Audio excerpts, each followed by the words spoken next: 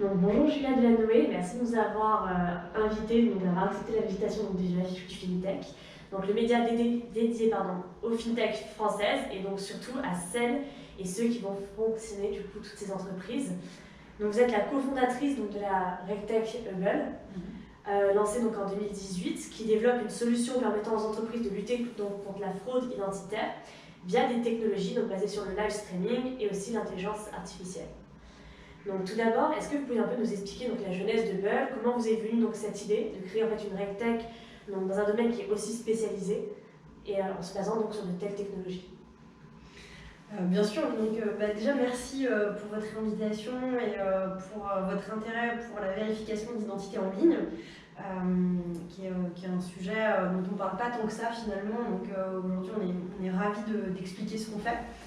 En fait, moi, l'identité, c'est un sujet dans lequel je suis tombée très tôt, un peu comme la potion magique. J'ai commencé à travailler chez Gemalto, qui a été racheté par Thales, et qui est une société en fait, qui fabriquait des documents d'identité. Donc, c'est le leader mondial de l'impression de documents d'identité. C'est une société française, donc on le sait assez peu, mais c'est des sociétés françaises qui fabriquent les passeports américains, les permis de conduire américains, les cartes d'identité en Afrique du Sud, à Hong Kong. Donc c'est vraiment des leaders mondiaux. Il y en a deux, Gemalto et Idemia, qui sont deux sociétés à ADN françaises. Donc moi j'ai démarré là-bas et rapidement j'ai travaillé sur des sujets de contrôle aux frontières, donc notamment sur les projets PARAF, par exemple dans les aéroports, pour contrôler automatiquement l'identité des personnes quand elles rentrent sur le territoire. C'était assez sympa, j'ai fait ça pendant 2 ans et puis j'ai eu l'opportunité de travailler sur la vérification d'identité à distance pour Gemalto et donc pour des opérateurs télécoms et des banques. Et en fait on a créé un produit qui était un produit SaaS, qui n'était plus un produit avec des portails physiques installés dans les aéroports. Et ce produit a bien fonctionné. À la base, il y avait personne qui travaillait sur le sujet. À la fin, il y avait 30 personnes. Donc moi, je dirigeais l'activité au niveau mondial pour Gemalto. Et puis, voilà, je travaillais comme ça. J'avais un ancien copain de conseil qui cherchait à monter une boîte suite à la revente partielle des parts de sa précédente société. Donc quelqu'un qui avait déjà fait une entreprise avec plus de 50 salariés, donc qui est mon associé François, qui cherchait à monter un nouveau projet. Et donc il est venu discuter avec moi et en un déjeuner, en fait, on a eu l'idée de Hubble. On s'est dit, mais en fait, on peut apporter des solutions différentes sur ce marché qui améliorent à la fois l'expérience utilisateur et la sécurité, en travaillant sur des technologies vraiment pointues liées à la computer vision. Et donc en un déjeuner, l'idée est sortie et on a été capable de lever très très vite des fonds, donc en moins de 3 mois en fait. Et on a été chercher notre troisième associé qui est Nicolas, qui du coup nous a dit que notre idée était complètement réalisable et on a monté une équipe technique pour sortir en fait le produit de terre. Voilà comment ça s'est fait. Et le nom du coup, une inspiration en particulier? Oui, en fait, on cherchait quelque chose qui soit un peu différent, parce que notre secteur, en fait, tout le monde s'appelle ID quelque chose, ID check, ID électronique, ID now, web ID, et on trouvait que c'était un peu ennuyeux. Donc on s'est dit, bon, qu'est-ce qui voit bien, hein, puisque notre métier, c'est de voir les fraudes, c'est la vision, et donc on a cherché les lunettes, voilà, et puis on s'est dit, les télescopes, c'est sympa, et donc on a choisi le télescope Hubble, qui est un télescope qui voit très très bien. Et on a enlevé le H parce que le nom de domaine était déjà pris, donc voilà. D'accord. Et du coup, quels sont en fait les impacts de la fraude identitaire sur les entreprises qui vont en être victimes? Est-ce que c'est quelque chose qu'on peut quantifier? Parce que j'ai notamment vu sur votre site qu'il y avait donc des commentaires justement d'entreprises qui disent que grâce à vous, ils ont pu économiser des fois jusqu'à 100 000 €, des fois même plus. Et du coup, quels sont au final aussi les principaux secteurs qui sont victimes de cette fraude? Alors, la fraude identitaire, c'est quelque chose d'assez généralisé à distance. En fait, quand on est chez soi, c'est plus facile de se dire je vais m'inventer une vie, je vais me faire passer pour quelqu'un d'autre. Et en fait c'est quelque chose d'assez important parce que nous, on voit passer quand même plusieurs milliers d'identités par jour, notamment en France. Et on se rend compte qu'en fait, une portion non négligeable des identités qu'on vérifie sont frauduleuses. Donc on arrête jusqu'à, en moyenne, plus de 5% des identités qu'on processe sont frauduleuses. Donc je ne parle pas de par exemple, de documents expirés, ou je parle de vraie fraude. Donc des personnes se faire passer pour quelqu'un d'autre, utiliser le document de quelqu'un d'autre, changer son nom, présenter une identité qui n'est pas vraie. Donc c'est des chiffres qui se recoupent avec ce qui peut être vu aux États-Unis, puisqu'il y a beaucoup plus de chiffres qui sont partagés sur le continent américain, et eux parlent de 6% de fraude. Nous, on voit des choses relativement équivalentes. On se rend compte que la fraude, elle est surtout documentaire, donc c'est des faux titres qu'on voit. Pourquoi ? Parce qu'on demande aux gens de filmer leur visage, et donc tout de suite, il y a quelque chose de dissuasif. Ils se disent « Ah non, je ne peux pas utiliser le document de quelqu'un d'autre, etc. » Donc on provoque peut-être ça, mais en tout cas, on voit énormément de faux titres, en majorité. Donc cette fraude, elle concerne tout le monde, tous nos clients. Donc que ce soit des clients sur le crédit, sur la création de comptes bancaires, mais même sur la location de choses qui coûtent de l'argent, typiquement tout ce qui est voiture, et tout ce qui est travail aussi, donc pour aller chercher un job, s'inscrire en agence d'intérim, etc. Ensuite, il y a des fraudeurs qui sont plus ou moins motivés. Par exemple, le crédit à la consommation va avoir plus de fraude structurellement, parce que on peut avoir 10 000 € gratuitement, donc forcément c'est motivant. Et on a aussi beaucoup de fraude à la jeunesse, c'est-à-dire des mineurs qui se font passer pour des gens majeurs. D'accord. Et du coup, tout ça, on arrive à quantifier, enfin dire un montant qui est en fait la cause tout simplement de toute cette fraude identitaire ou pas ? La fraude identitaire, c'est quelque chose qui représente des centaines de millions, je pense, au niveau de l'économie française, puisque on le voit sur des sociétés de crédit. Je prends toujours cet exemple, on sait que c'est des dizaines de millions d'euros qui sont concernés en perte liées à la fraude identitaire, et c'est un seul secteur. Donc aux États-Unis, ils estiment ça à plusieurs milliards de fraude, d'usurpation d'identité et de ce que ça coûte dans l'économie numérique. Donc c'est un vrai gros problème qui est résolu par Hubble, donc via l'entrée en relation, parce que c'est vrai que nous c'est quand même notre spécialité. Et il y a d'autres acteurs qui vont pouvoir travailler sur l'usurpation de comptes qui ont déjà été créés. Donc, par exemple, on vous vole votre mot de passe, on vous vole des choses comme ça, on se fait passer pour vous en usurpant votre compte. Ça, c'est d'autres types de technologies que ce qu'on fait nous. D'accord, très bien. Et du coup, sur votre site, vous dites qu'initialement, votre solution a été utilisée par les fintechs, par les banques en ligne, mais qu'au fur et à mesure, ça s'est développé, ça a commencé à toucher en fait d'autres secteurs. Donc j'aimerais bien savoir, cette diversification, elle a fait partie d'une stratégie de développement ou bien elle s'est effectuée d'elle-même ?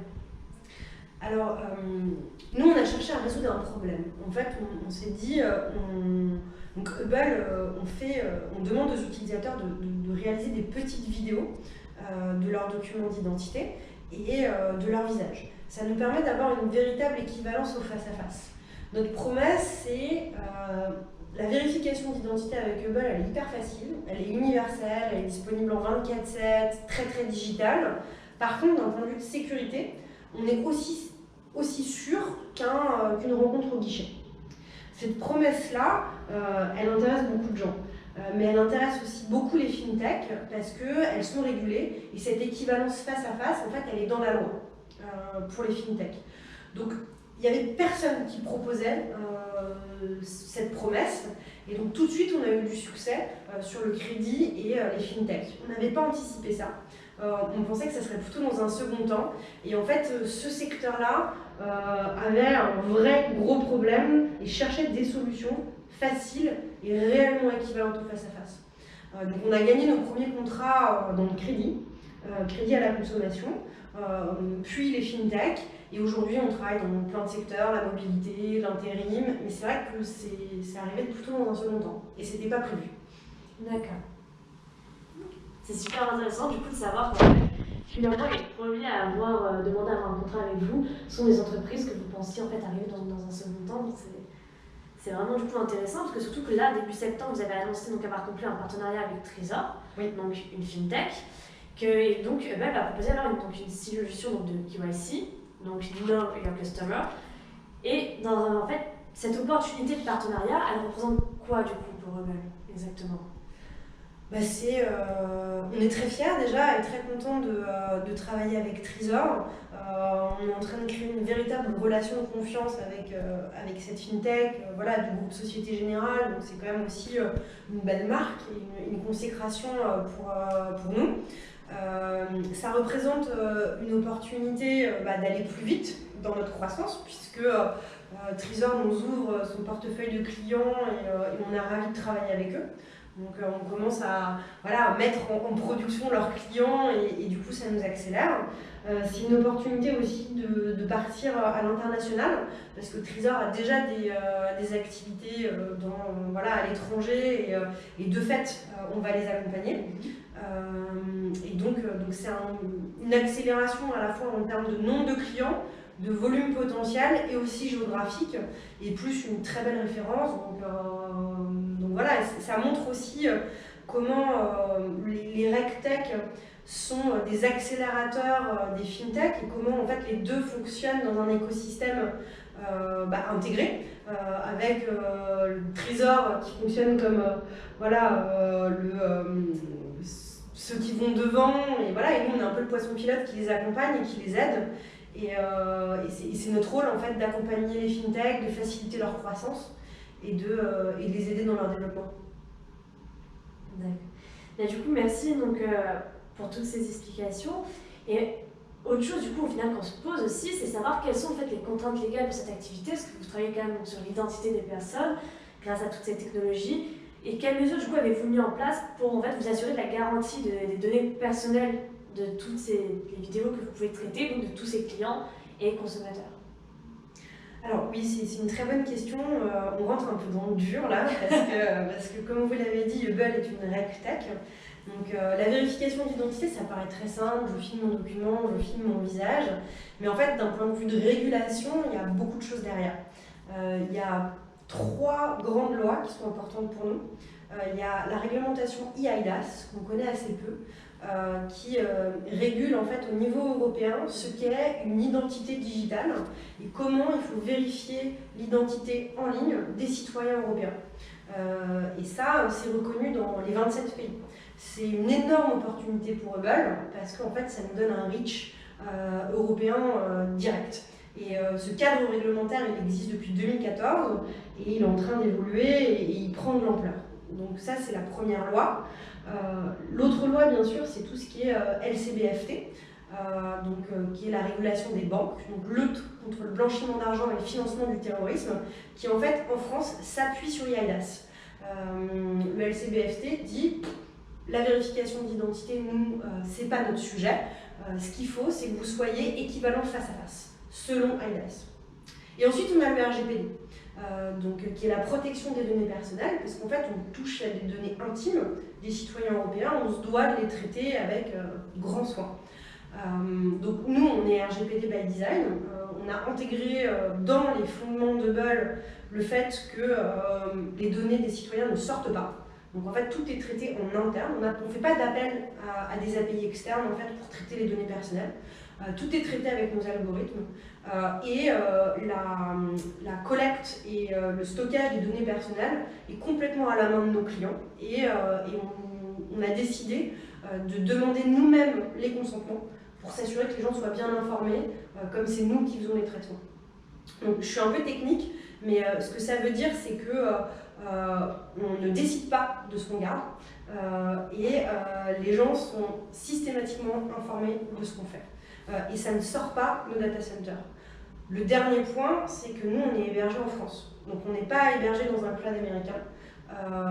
Donc on est sous contrôle en fait, de réglementation européenne de A à Z, c'est-à-dire à la fois les algorithmes et l'hébergement et l'applicatif, et 100% européen sur nos sujets, ce qui est important parce que c'est des sujets de souveraineté. D'accord, très bien. On touche à l'identité. Donc merci pour toutes ces explications. Et donc ceux et celles qui regardent vont probablement se demander comment la solution proposée par Hubble fonctionne de manière concrète. Donc est-ce que c'est possible d'avoir une démonstration pour montrer du coup Bien sûr. Donc là, c'est le produit Hubble, personnalisé pour Trésor. Donc un utilisateur qui vérifie son identité, il est redirigé vers une application web Hubble, où en fait, il va sélectionner son type de document. Ici, un passeport français. On couvre plus de 2600 types de documents d'identité dans le monde. La première chose qu'il va faire, c'est qu'il va autoriser l'accès à sa caméra, et là, on commence à filmer. Donc absolument tout est capturé dans les serveurs d'Hubble. Là, vous avez vu un petit loader avancé. C'est parce que en fait, notre IA a détecté le document et a validé la qualité de capture. L'utilisateur, on lui demande de bouger son document pour pouvoir en vérifier les reflets, les hologrammes. Ensuite, il filme son visage, donc c'est une procédure très simple. Son visage va être détecté par l'intelligence artificielle, qui du coup va ensuite lui demander de le guider, de le bouger. Et donc là, on fait des mouvements aléatoires de gauche à droite pour vérifier qu'il ne s'agit pas d'une vidéo injectée.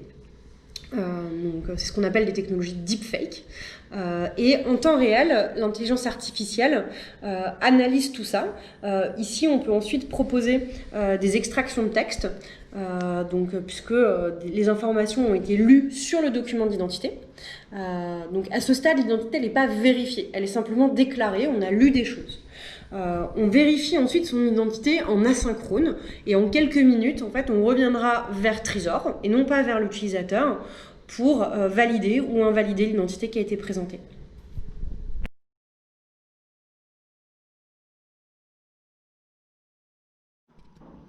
Et du coup, là, grâce à la démo, on a pu voir que c'était super rapide en fait à faire. Déjà pour la personne qui doit donc faire vérifier son identité, c'est assez incroyable parce qu'au moins on ne perd pas de temps. Et en plus, du coup, vous envoyez les résultats très rapidement à la société, quoi. Oui, c'est vraiment ce qu'on a cherché à construire. C'est une expérience 100% digitale, très facile à utiliser, rapide, mais en faisant aucun compromis sur la sécurité. Donc, avec la capture de vidéos qui sont vérifiées dans un second temps par notre IA, mais aussi par des experts en vérification d'identité, qui du coup renvoient les résultats soit en quelques minutes, soit en quelques heures en fonction des besoins. C'est dans le nouveau contexte réglementaire français, ce que vous venez de voir, ça suffira pour créer un compte en banque.